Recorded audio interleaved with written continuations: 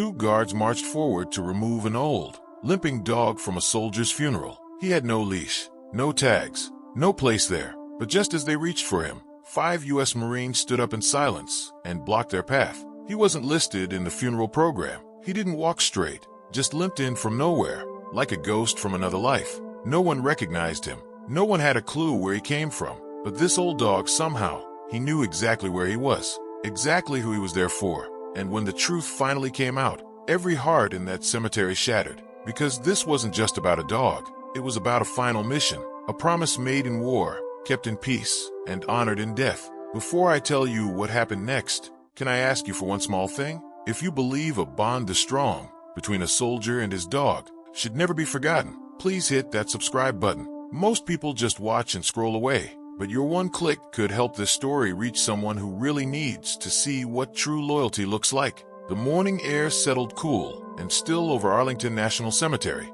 Early summer sun filtered through tall oaks, their leaves rustling gently overhead. A hush lay heavy across the rows of white headstones. This was no ordinary day. Today, they were burying a hero. Rows of soldiers stood in crisp formation, rifles at their sides, caps shaded over steady eyes. Flags fluttered at half-mast, a silent tribute to Staff Sergeant Kyle Moore, a man who had given everything. Families and friends lined the paths, clutching tissues, shoulders trembling. You could feel the weight of grief in every sigh, every silent tear. This was heartbreak made real, painful and raw. At the front of the gathering, the ceremonial platform had been set up. A casket draped in the American flag lay beside a polished podium. The military band stood ready, and a bugler watched from the side. This was to be a perfect farewell, precise, respectful, solemn. But beneath the surface of formality, a tension was building. No one knew it yet, but something unexpected was coming. A ripple of curiosity would soon sweep through the crowd, and what happened next would rewrite the meaning of loyalty in a way nobody saw coming. Families shuffled forward, taking their seats. Soldiers exchanged glances. Tears slid down cheeks as voices trembled with whispered prayers. Then, just as the ceremony began, a low murmur spread from the edge of the gathered mourners, something stirring at the far side of the lawn. First, it was a shadow at the boundary of sight, long, low moving. Then a figure stepped into view, slowly, carefully, limping, an old golden retriever. His coat was matted, dusty, as though he'd been wandering for days. He shook, not from cold, but from age, and maybe something deeper. His eyes, they weren't glazed or confused. They were clear, sharp, fixed, full of purpose. He held himself steady as if he knew exactly why he was here. The morning's calm was suddenly pierced by soft gasps. Children looked at their parents. Parents looked at each other. A dog at a military funeral? Nobody expected an intruder, but this felt different. He moved forward, slow step by step, limbs stiff, joints creaking, each motion measured, deliberate. People unconsciously stepped back, giving him room. He passed through the ranks of civilian guests, cut across the lawn, straight toward the front row. Some in the crowd shifted uncomfortably. This wasn't protocol. This wasn't planned. This wasn't supposed to happen. 2 uniformed cemetery guards noticed him too. Their eyes narrowed. Someone nudged them. A guard started to walk forward. The dog paused, head cocked for a second, then resumed his march. Everything slowed. Hearts pounded louder in silent ears. A strand of excitement curled through fear. What was this dog doing here? Then the guards reached the dog's path. The taller guard extended a hand, just a quick sweep, ready to usher him out. They probably saw a stray, maybe even a threat. This was a sacred ceremony, and no interruptions were allowed. But then, as if drawn by unseen instinct, 2 of the mourners, Marines in dress blues, stood abruptly. They rose in perfect unison. Their posture snapped rigid, like commands executed. From the front row, 3 more Marines rose as well. 5 Marines, all wearing the same dead serious expression. Their eyes locked on the guards, not on the dog. The lawn seemed to hold its breath. The ceremony stuttered. The bugler froze mid-note. Rifles paused mid-swing. All attention turned to the unfolding standoff. No one spoke. No one moved. The guards hesitated. The Marines didn't say a word. They just stood, solid, unyielding, protective. Their presence alone created a barrier stronger than any folding knife. The guards couldn't push past them, couldn't tell them to step aside, wouldn't dare. You could feel the tension snapping at your nerves. Wonder flared everywhere. Why were these Marines protecting a dog? Who was this dog? What did he want? The old shepherd paused in front of the casket. He hesitated, looked once at the faceless crowd, once at those silent Marines. Then he lay down, head dropping slowly, chin resting just inches from the grass. His chest rose and fell with slow, heavy breaths. His eyes remained open, focused on something we couldn't yet see. Maybe he was waiting. Maybe he was delivering a message. The guard stopped, uncertain. The crowd buzzed. You could almost hear a whisper.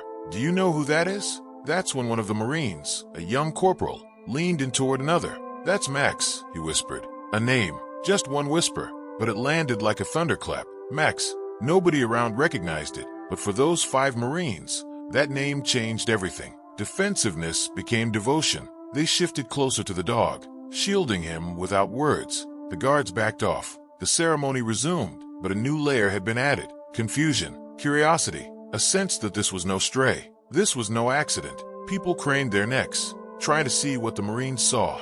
The dog, Max, had locked eyes with the covered casket. He wasn't lost. He wasn't confused. He was home. For a moment, the funeral felt suspended between life and mourning, between military order and a singular bond that transcended it. Every soldier, every civilian, every mourner knew this wasn't just about burying a comrade anymore. It was something deeper, something sacred. The bugler began again, softly this time. The rifle swung in a slow, synchronized honor. But the mother, the widow, the siblings, they watched Max lie there, breathing gently, trying to understand, feeling something stir in their hearts that formal ceremony could never touch. And in that hushed second, they realized the challenge wasn't just burying a hero. It was honoring the bond that Hero had shared with this dog, a bond so powerful that even in grief, even in protocol, it demanded respect. No one knew yet how Max got here. No one knew why he was limping. No one knew what this meant. But one thing became clear to everyone present.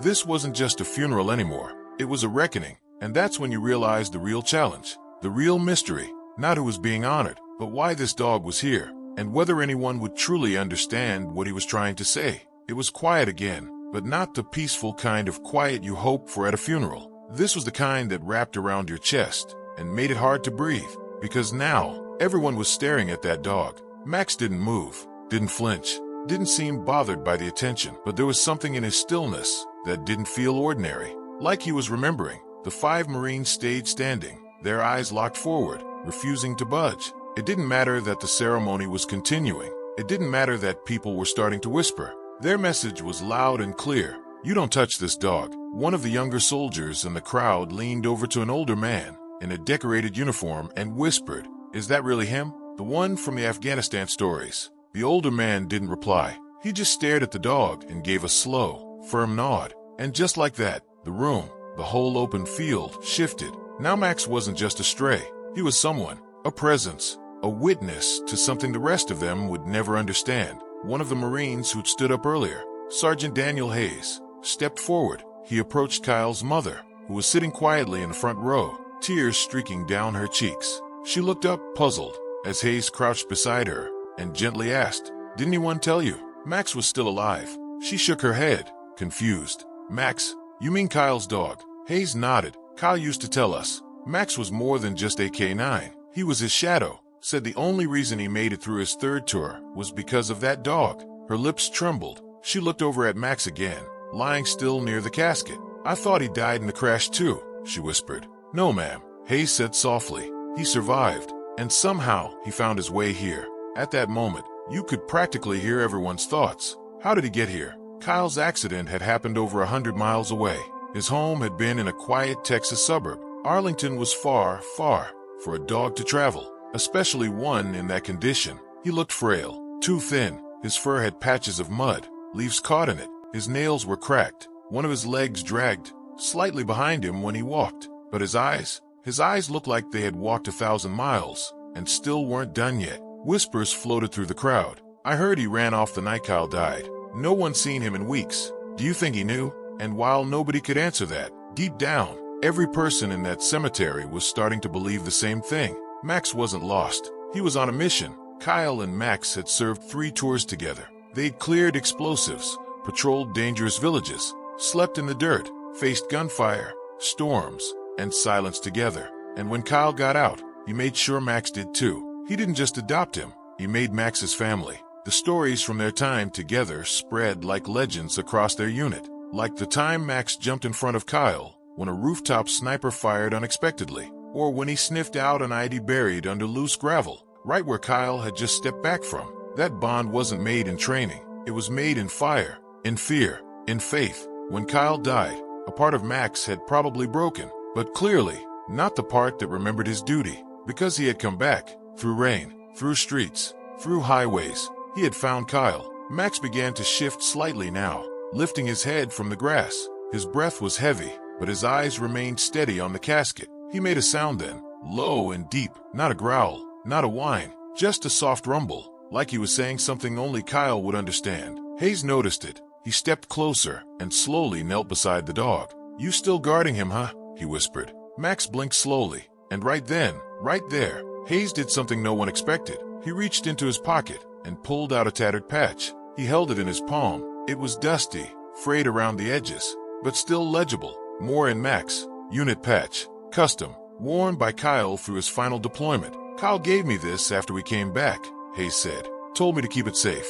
Guess now's the time." He leaned down and tucked it under Max's paw. The dog didn't flinch, just rested his head back down, like it belonged there all along. Someone in the crowd began to cry audibly now. A man, not a child, his shoulders shaking, face buried in his hands. The silence of that moment said more than words ever could. This wasn't just grief. It was reverence for a bond that death couldn't end. Max didn't move again for a long while. He just stayed there, head resting gently on the patch Sergeant Hayes had placed under his paw. People couldn't take their eyes off him, even the ones who had never met Kyle, even the ones who didn't know anything about military dogs. There was something about Max's silence that said more than 100 speeches ever could. And then, like clockwork, the questions began to bubble beneath the surface. How did he know where to go? Who fed him? How did a weak, aging dog make it across state lines without being seen, stopped, or taken in? Sergeant Hayes didn't have answers. Neither did the other Marines. But Hayes remembered something. A week before Kyle's death, they'd had a video call. Kyle had been smiling, Max beside him like always, tail thumping against the hardwood floor.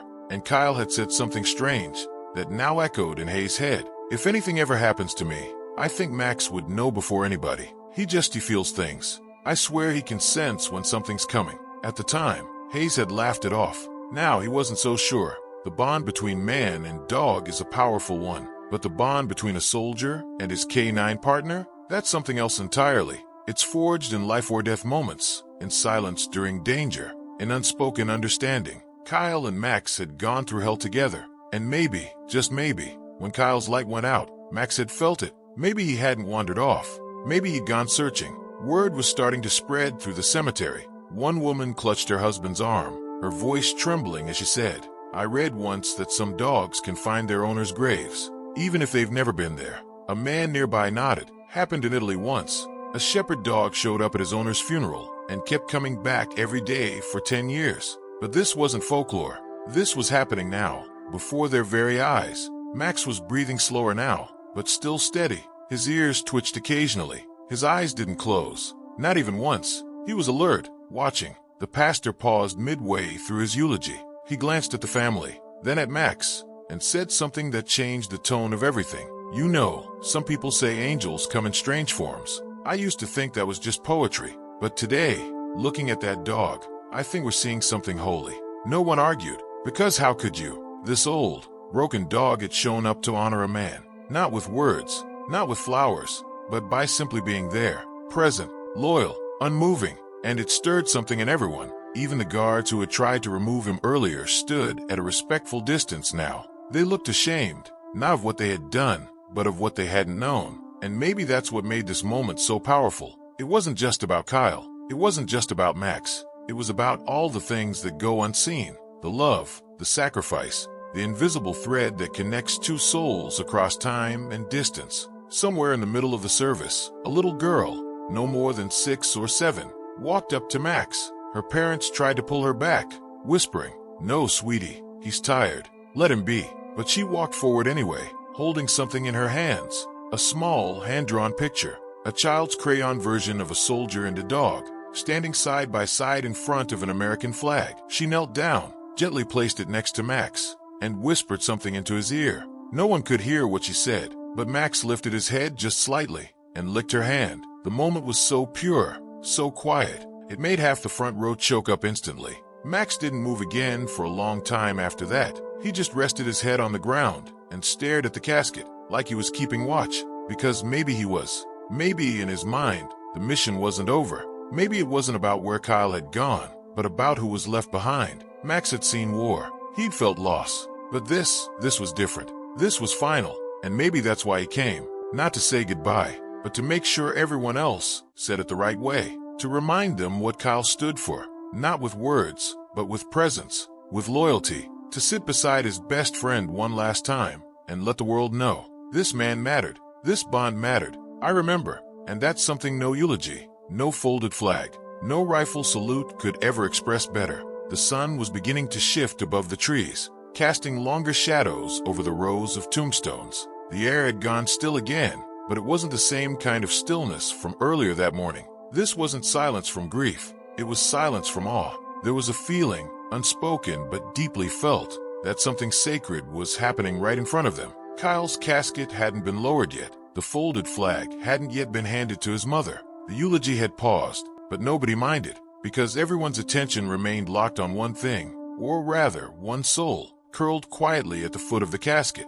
Max, old, limping, gray around the muzzle, with calloused paws and worn eyes. He hadn't been invited. No one had even known he was alive. And yet here he was, exactly where he was supposed to be. A few rows back, a man named Captain Neil Brooks stood with his hands clasped tightly in front of him. He'd been Kyle and Max's commanding officer for nearly 2 years during their final deployment. He hadn't spoken to many people since Kyle's death.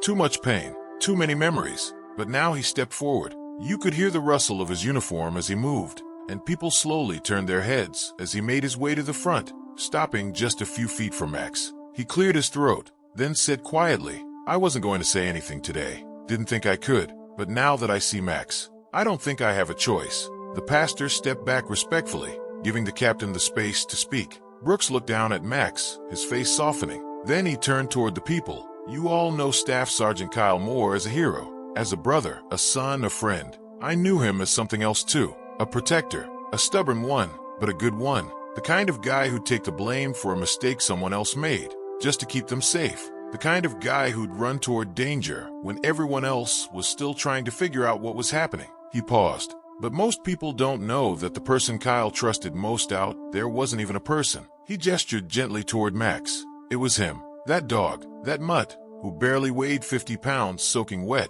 but had the heart of a tank. A ripple of quiet laughter, held tight by tears. I saw Max sniff out bombs that could have killed our entire team. I saw him drag Kyle out of a wrecked Humvee by the shirt collar after an ambush. I saw them sleep curled up together in holes dug in the sand, and I saw Kyle, more than once, choose to skip his own meals just to make sure Max ate first. Captain Brooks looked down, collecting himself. They weren't just partners. They were each other's reason to survive.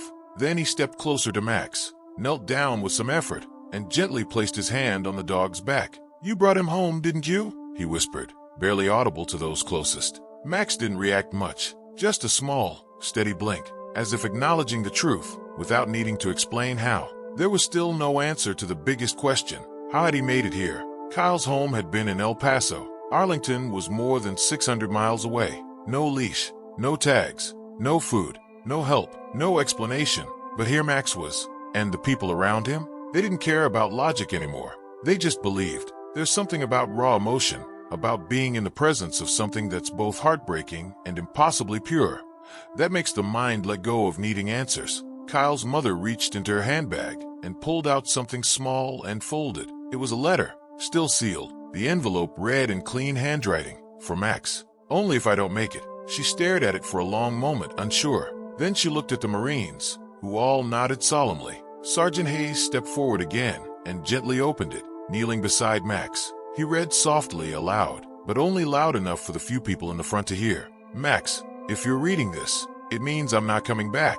I wish I could explain why the world works the way it does, but I can't. What I can tell you is this. You were the best partner I could have ever asked for. You saved me more times than I can count. You were more than just a dog. You were family. If you're still out there, find your way to Mom. She'll take care of you. And when you lay by my grave, just know I never left you. Not really. I'll always be there, just like you were there for me."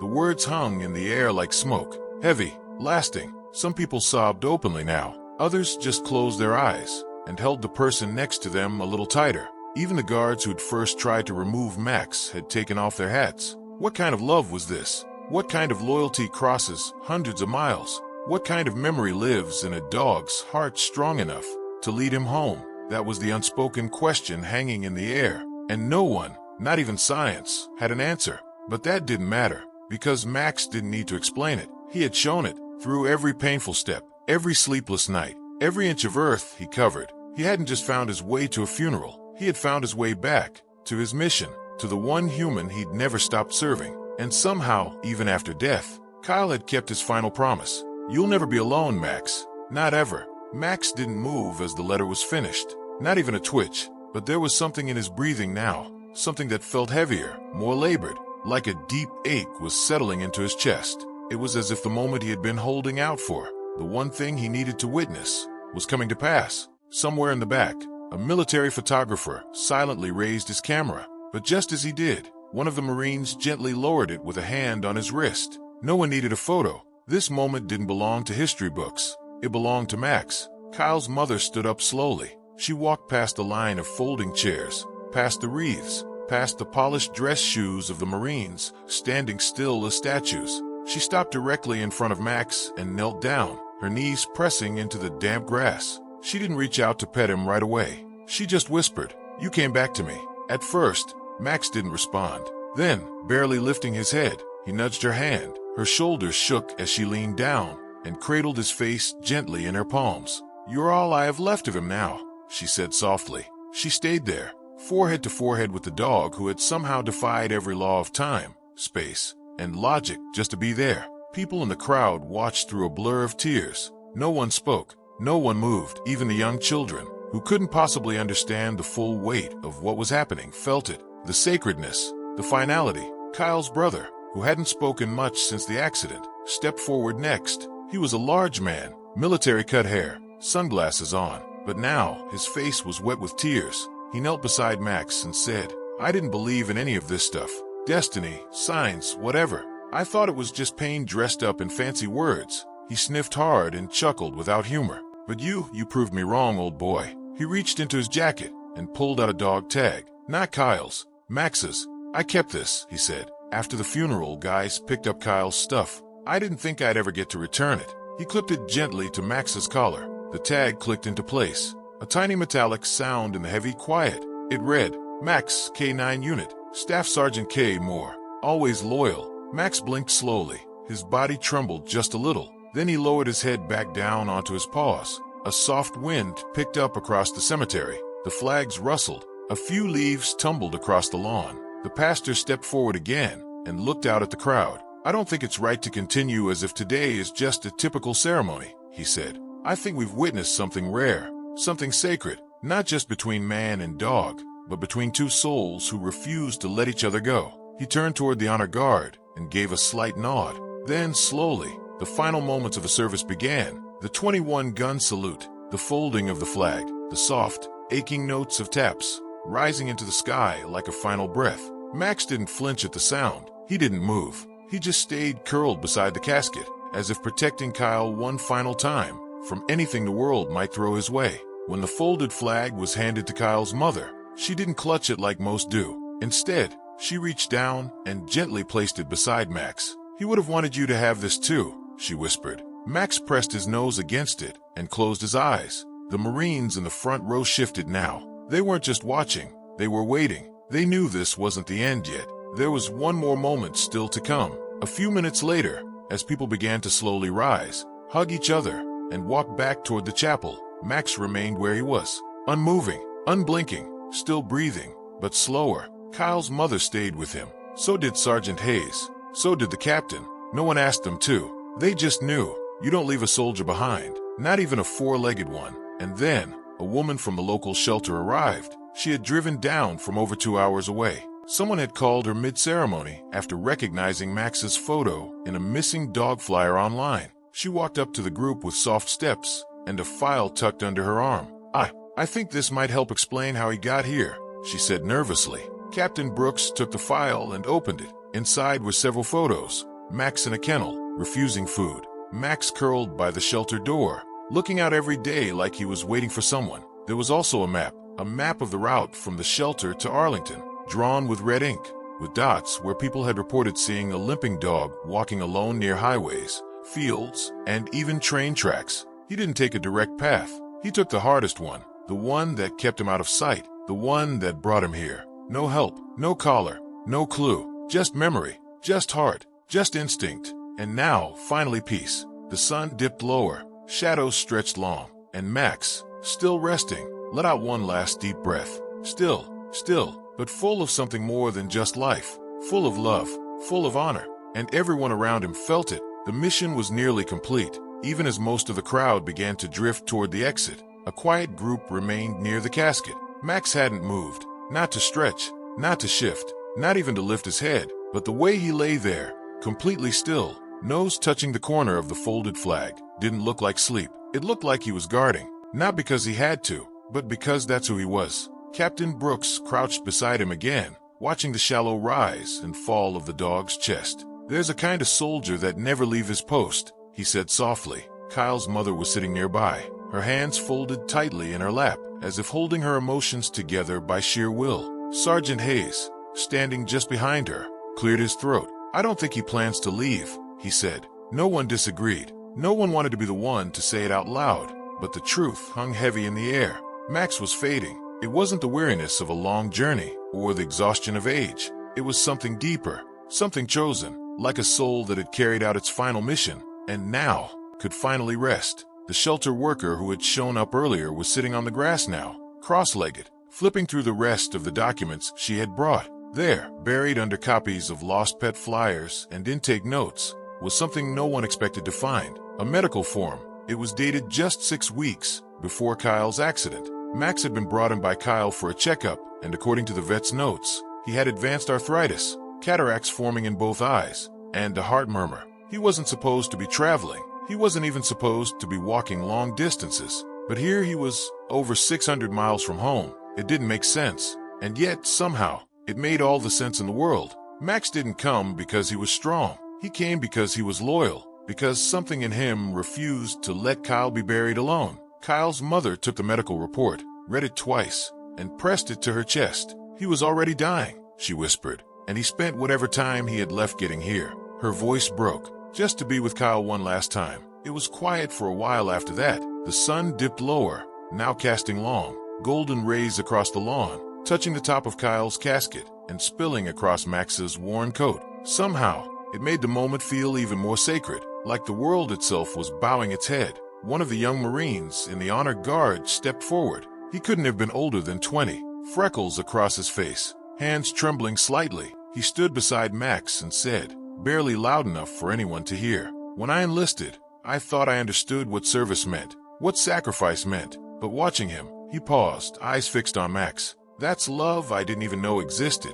There was no applause, no cheers, no loud reaction, just silence, and tears, and reverence, because deep down, everyone present realized something haunting and beautiful. Max hadn't just shown up for Kyle's funeral. He had become part of it, the final act of a story that no one had known they were a part of until now. Sergeant Hayes finally broke the silence again. He'd been quiet for a while now, standing tall behind the casket. He reached into his own uniform pocket, pulled out a small laminated photo, and crouched beside Max. It was an old picture, grainy, slightly faded. It showed Kyle crouched in a field overseas, his arm around Max, both of them covered in dust, smiling like brothers who'd survived something no one else could understand. Hayes placed it gently beside the folded flag. "He never stopped talking about you," he whispered. "He used to say you weren't just a good dog. You were the best thing that ever happened to him." Max didn't move, but a small sigh left his body, a low exhale, deep and long, like the kind that comes when the weight of something enormous is finally laid down. Kyle's mother stood slowly, walking back over one final time. She knelt beside Max once more, her eyes red but clear. "Thank you," she said. She leaned in and placed a gentle kiss on his head. "You brought him peace." She stood, and so did Captain Brooks, and so did Hayes. Each of them stepped back. A quiet circle now formed around Max and Kyle's casket, not to watch, just to witness. They didn't need to do anything more. The dog had done it all, and they could feel it. The moment was almost here. It happened just after the last person stepped away from the casket. The final shadow had stretched. The last military salute had ended. The flag rested still. The wind paused. And Max hadn't moved. His body was curled the same way it had been for the past hour. His nose against the flag. His back curved toward the casket, like a soldier shielding his brother from harm, like a guardian making his last stand. But now his breathing had stopped. No one said anything at first, not because they didn't notice,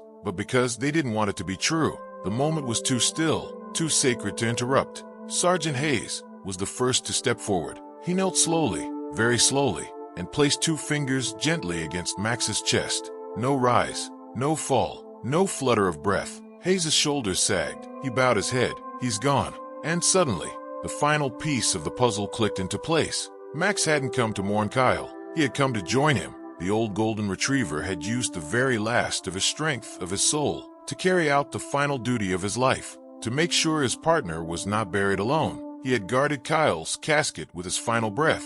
A gasp rippled through those still present. Kyle's mother let out a quiet sob, not from shock, but from something deeper, something more grateful than sad. Because Max hadn't just been a dog, he had been the last heartbeat of a man taken too soon. And now, even that heartbeat had rested. The crowd that remained was small: family, a few Marines, and the shelter worker, who was quietly wiping tears from her face. Captain Brooks cleared his throat, but when he spoke, his voice cracked. "I've seen things I'll never speak of. I've buried men I called brothers. But this," he looked down at Max, who lay now as still as the casket beside him, "this is the bravest thing I've ever witnessed." And nobody argued. One of the Marines pulled out a small American flag from his uniform. Without being told, he knelt and gently draped it over Max's body.